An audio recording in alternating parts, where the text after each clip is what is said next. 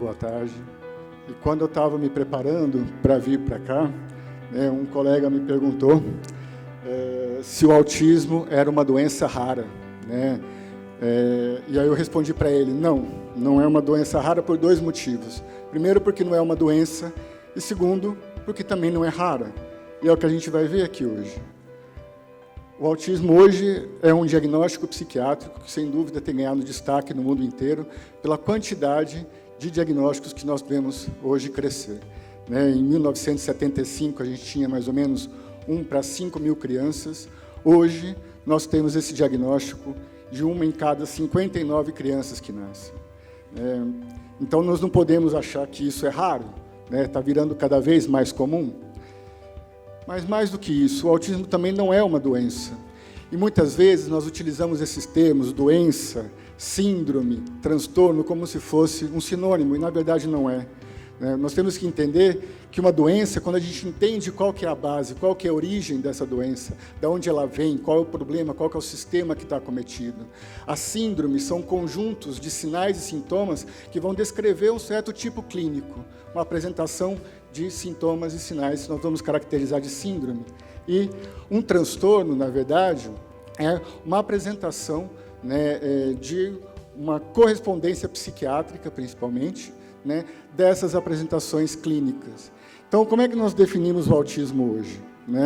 Hoje, o autismo ele é um transtorno do neurodesenvolvimento, que a psiquiatria classifica dessa forma, e que carrega, na verdade, necessidade, para ser classificado como um autismo, que a pessoa apresente durante o seu desenvolvimento 3 características principais. Um prejuízo persistente e significativo na comunicação e na interação social, um padrão restrito e repetitivo de atividades, interesses e comportamentos, e uma alteração da integralidade sensorial, que é a forma que esse sujeito consegue perceber todo o meio que ele está, através dos órgãos dos sentidos, a visão, a audição, tato, paladar e olfato. Então, basta que essas 3 características sejam preenchidas, nós podemos classificar uma pessoa com um diagnóstico de autismo, e isso independentemente de sua origem, de sua base.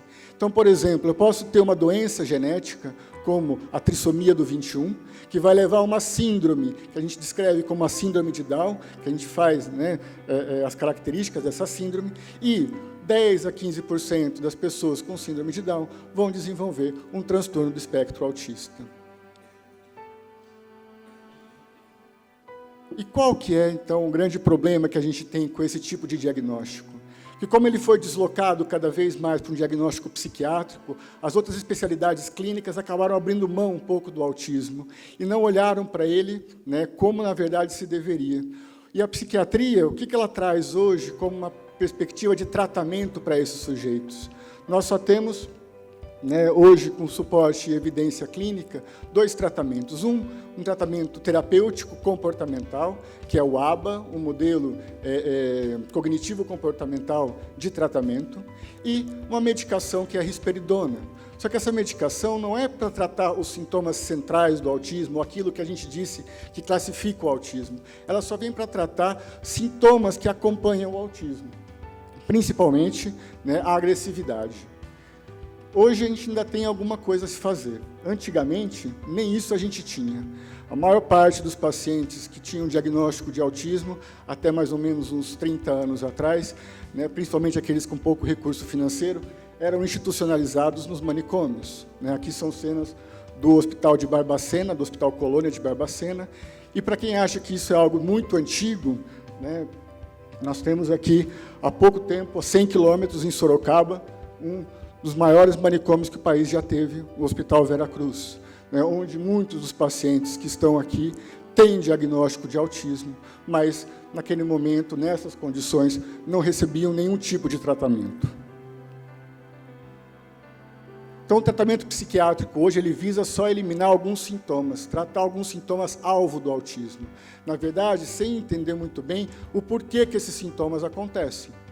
Então, hoje, praticamente 50% das crianças autistas usam algum tipo de medicamento. Esse estudo, por exemplo, que é um estudo que foi feito em 2001, Das 60 mil crianças que foram avaliadas, pelo menos 56% tomavam um medicamento psiquiátrico, pelo menos 20% tomavam 3 medicamentos psiquiátricos. E os principais motivos, a agressividade. Sem dúvida nenhuma, o comportamento agressivo é um dos principais motivos que levam uma criança com diagnóstico de autismo a ser medicada. Só que o que acontece? Muitas vezes, esse sintoma, a agressividade, é uma das únicas formas que a criança tem para dizer, por exemplo, que algo não vai bem com ela, que ela está sentindo uma dor. Essa menina, por exemplo, é a Kylie Flashman, é uma menina que até os seus 18 anos, ela não tinha nunca conseguido se comunicar com ninguém, né? É uma menina que não fala, é uma menina não verbal, com um comportamento absurdamente aberrante. Quem olha para ela diz que ela tem, além do quadro autístico, sem dúvida, um déficit intelectual, um quadro deficitário. Mas, na verdade, quando ela consegue chegar no computador e escrever, a primeira coisa que ela escreve é help, me ajudem, porque ela sentia coisas que ela não conseguia transmitir para ninguém. E uma das únicas maneiras que ela tinha de dizer que algo não ia bem com ela era quando ela se agredia, porque aí ela tinha o olhar do outro, aí ela tinha que alguém desse algum tipo de atenção para ela. Então, quando a gente usa, por exemplo, uma medicação psiquiátrica, a gente tem alguns medicamentos psiquiátricos hoje, em que a gente tem uma melhora desse sintoma de agressividade, muitas vezes o que a gente faz é só silenciar o sintoma. A gente não está resolvendo o problema da pessoa. Ela continua com dor. Talvez ela se bata menos quando ela está medicada, quando ela está com um medicamento psiquiátrico, mas a gente não está resolvendo o problema dela. E mais do que isso, além de não estar resolvendo o problema dela, nós estamos levando a ela outros problemas, porque as medicações psiquiátricas convencionais têm um perfil de efeitos colateral muito negativo, muito ruim. Principalmente os medicamentos antipsicóticos. Os de primeira geração, que eram os psicóticos típicos, eles davam muito problema motor. E essas crianças, com atraso do neurodesenvolvimento, muitas vezes já possuem distúrbios motores, apraxias, dispraxias, e aí você costuma, né, utilizar uma medicação que piora ainda mais, né, o seu comportamento motor. Outros medicamentos, que são os antipsicóticos atípicos, que vieram depois, né, como a risperidona, que é o grande medicamento utilizado no autismo hoje, é uma medicação que teve uma melhora da parte motora, menos efeitos colaterais nessa área, mas levou a muitos efeitos colaterais do ponto de vista metabólico, levando a uma resistência da insulina, né, produzindo aí, mais precocemente um quadro diabético, alteração do metabolismo dos lipídios, também predispondo aí à elevação do colesterol. Sem contar que o risperidona ela também pode levar a outros problemas, como obesidade, né, aumenta-se muito o apetite dessas crianças, né, então isso é realmente um problema. Inclusive, algumas empresas, né, a empresa responsável pelo Risperdal foi processada por omitir nos estudos a longo prazo esses efeitos deletérios. E outros medicamentos que nós utilizamos também não são muito melhores do que esse. Muitas vezes a gente tem os psicoestimulantes, como o metilfenidato, que todo mundo conhece, a Ritalina, para aqueles que têm, além do quadro autístico, um quadro de agitação psicomotora, uma distraibilidade, uma impulsividade. Essas medicações também são utilizadas, também com perfil de efeitos colateral elevado. Antidepressivos, principalmente, né, nos quadros ansiosos associados, mas o que a gente vai vendo é que nenhum desses tratamentos são para aqueles sintomas que eu disse lá atrás, a dificuldade na comunicação, na interação social, esse padrão restrito de interesses, de atividades e comportamentos e a alteração sensorial. Então, na verdade, nós hoje não temos nenhum tratamento específico para o autismo. O que a gente trata hoje são as consequências que muitas vezes eles apresentam. O que, na verdade, hoje a gente tem buscado, eu acho que essa é a minha intenção aqui, uma perspectiva para 2019 e 2020, é uma mudança em relação ao olhar do autismo. A gente parar um pouco de uma certa tendência que se vê, de tentar classificar esse quadro por um diagnóstico psiquiátrico muito inespecífico, que muitas vezes, na vida, na prática clínica, ele vai estar muito próximo a um quadro deficitário, vai estar muito próximo a outros atrasos do neurodesenvolvimento infantil, e esse rigor que muitas vezes se exige de um diagnóstico, de um transtorno, ele não existe. O que a gente tem que buscar são as bases biológicas, o que está por trás desse quadro do autismo, para que realmente a gente possa, então, ter um tratamento efetivo, um tratamento eficaz. E para isso a gente precisa entender a epigenética.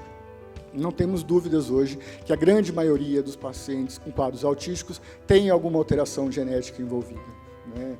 Hoje a gente sabe, né, algumas dessas patologias, alguns estudos vão dizendo aí que existem cerca de 800 doenças raras que levam a um quadro autístico, na maioria delas. Por exemplo, a síndrome do X frágil, a gente entende que aproximadamente 60% desses pacientes com síndrome do X frágil vão ter um quadro autístico associado. Então é para esse quadro que a gente tem que olhar, muito mais do que às vezes a consequência dele, que é essa apresentação do autismo. E principalmente o que pode estar hoje no meio, que pode estar levando e causando um aumento cada vez maior desse diagnóstico. Se lá em 1975 a gente tinha 1 para 5 mil e hoje a gente tem 1 para 59, é lógico que existem muitos fatores que estão envolvidos nesse aumento de diagnóstico em relação à ampliação dele, né, da forma de se caracterizar esse transtorno, mas algumas coisas no meio também podem estar envolvidas. E hoje, principalmente agrotóxicos, pesticidas, metais pesados, estão sendo, né, associados a um quadro autístico. Então, né, dentro das múltiplas etiologias, né, de quadros genéticos que podem levar a um quadro autístico, a gente entende alguns mecanismos mais em comum, principalmente o processo neuroinflamatório, né, a neuroinflamação crônica, a desregulação de alguns neurotransmissores, a alteração principalmente do nosso sistema imunológico. É isso que a gente tem visto hoje mais associado ao autismo. Então, o que parece que acontece pelas últimas pesquisas? Antes se achava que o autismo, então, é uma alteração do comportamento, então o grande problema seria o neurônio, que é a grande célula do nosso cérebro. Mas sempre que se buscou no neurônio alguma alteração, a gente nunca encontrou. Então, hoje, a gente entende que o modelo mais próximo do quadro do autismo seria um processo neuroinflamatório, onde nosso organismo, nosso sistema imunológico, nossas células de defesa trabalham de uma forma alterada, de uma forma aberrante, fazendo que aconteça muitos processos inflamatórios cerebrais. Isso pode levar a certo dano do neurônio. Esse neurônio perder a bainha de mielina, que é a fita isolante do neurônio, fazendo com que a comunicação da informação se dê de uma forma alterada. Então, esse estudo da USP, que é um estudo mais recente, ele fez um cultivo de 2 tipos de células, do neurônio e de um astrócito, que é uma célula do sistema imunológico, uma célula da glia, que fica no cérebro, maior quantidade, mais abundante do que os próprios neurônios, e eles têm uma função vital para o sistema nervoso central. Essas células do sistema imunológico, elas dão suporte, sustentação para os neurônios, elas alimentam esses neurônios, elas protegem esses neurônios, elas estão num contato muito íntimo, muito próximo com esse neurônio. Então, quando eles fizeram esse estudo, o que eles pegaram?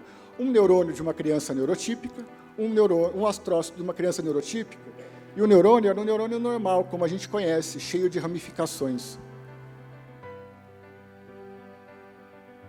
Quando eles juntaram esse neurônio, um neurônio de uma criança autista e um astrócito de uma criança autista, ele mostrou lá naquela pontinha um neurônio todo alterado, ele que não se ramifica, ele é afilado. Então eles começaram a cruzar, começaram a cultivar o neurônio da criança autista com a célula de defesa da criança neurotípica. O neurônio da criança neurotípica com o astrócito com essa célula da criança autista. E o que a gente viu é que aquele neurônio normal, quando cultivado com uma célula de defesa de uma criança autista, ele se deforma, ele se altera. E quando nós temos um neurônio de uma criança autista cultivado com células, né, do sistema imunológico, do sistema de defesa de uma pessoa neurotípica, nós não temos essa mesma alteração, mostrando que a relação primordial entre o sistema nervoso e o sistema imunológico é que pode estar por trás de muitos transtornos autísticos. E o mais interessante é que existe um sistema que faz justamente essa comunicação, a comunicação do sistema nervoso com o sistema imunológico, que é o sistema endocannabinoide.